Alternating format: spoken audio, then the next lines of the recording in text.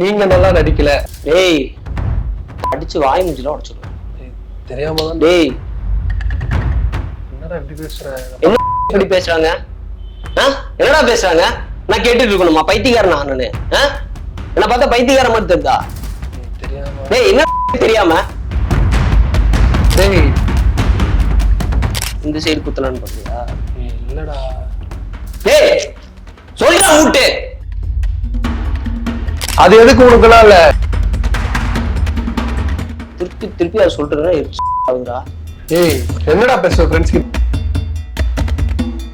என்ன பிராங்க் பண்றியா?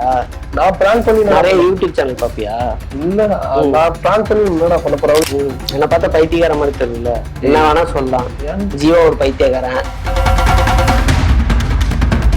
ஏதாவது கேட்டுருவோம்டா.